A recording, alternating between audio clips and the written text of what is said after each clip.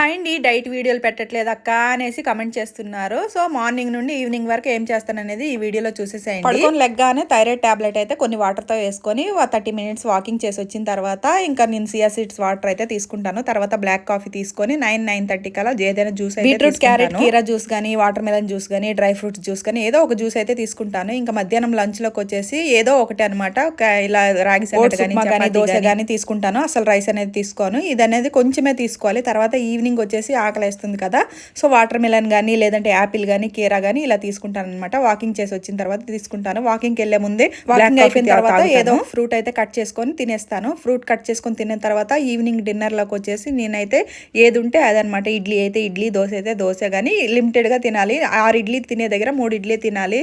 4 దోశ తినే దగ్గర 2 దోశలే తినాలి. ఈ రోజు వచ్చేసి పొద్దున్న చేసి పచ్చడి ఉంది, 2 అట్లు వేస్తే. మనం ఎప్పుడైనా డైట్ చేసేటప్పుడు కడుపు ఫుల్గా తినకూడదు. రైస్ అవని, చపాతీ అవని, దోశ అవని, ఇడ్లీ అవని, ఉప్మా అవని ఏదైనా కొంచెం లిమిటెడ్గా తినాలి. 4 దోశలు తినే దగ్గర 2 శాతం లిక్విడ్ ఉన్న ఫుడ్డే తీసుకోవాలి. మనం ఏంటంటే కడుపు ఫుల్గా ఇంకా ఫుడ్ తినకుండా అక్కడ కీరా, క్యారెట్ అలాంటివి ఉంటాయి కదా, అలాంటివే తీసుకోవాలి. ఎక్కువ శాతం బ్లాక్ వీడియోలు కావాలంటే ఛానల్ని సబ్స్క్రైబ్ చేసుకోండి, వీడియోకి లైక్ చేయండి. Bye bye.